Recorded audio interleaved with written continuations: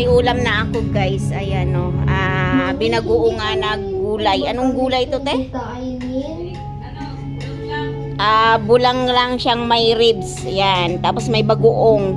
Wow, yummy ang tanghalian namin yan. Thank you Ate Rose. Ayan ang aming yummy. May ribs.